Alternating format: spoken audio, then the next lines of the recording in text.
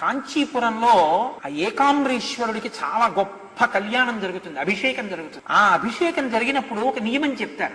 ఏకాంబరేశ్వరుడికి రాత్రి కళ్యాణం జరుగుతుంది. కాంచీ పట్టణంలో ఏకాంబరేశ్వరుడికి కళ్యాణం జరుగుతున్నప్పుడు ఇక ఎవరైనా పెళ్లి చేసుకోవడానికి ముహూర్తం ఉండదు. అప్పుడు చుట్టుపక్కల ఊళ్ళ నుంచి, జనపదాల నుంచి, పల్లెటూళ్ళ నుంచి వచ్చేసి పురోహితులు ఉండరు. కొన్ని వేల మంది దంపతులు మంటపాలు ఉండవు, కళ్యాణ మంటపాలు ఉండవు. చిన్న చిన్న దర్భాసనాలు, చాపలు వేసేసి కూర్చుంటారు. మొత్తం ఆలయ ప్రాంగణం చుట్టుపక్కల అంతా కూడా కూర్చుంటారు. లోపల సర్వేశ్వరుడు జీలకర్ర బెల్లం పెడుతున్నాడు అంటారు. ఇక్కడ జీలకర్ర బెల్లం పెట్టుకుంటారు. అన్ని చోట్ల మైక్రోఫోన్స్ మోగుతుంటాయి. ఆయన మంగళసూత్రం కడుతుంటారు, ఇక్కడ మంగళసూత్రం కడతారు. ఆయనకి దివ్య కళ్యాణానికి ముందు అభిషేకం జరుగుతుంది ఏకాంబరేశ్వరుడికి. ఆ అభిషేకం చూసి తీరాలంట. అది తదియ నాడు జరుగుతుంది, శుద్ధ తదియ. ఆ తదియ నాడు చైత్రమాసంలో చేస్తారు. చేసినప్పుడు మీరు ఇక్కడ ఆకాశంలో తదియ నాటి చంద్రరేఖని చూస్తే కాంచీపురంలో అభిషేకం ఆనాడు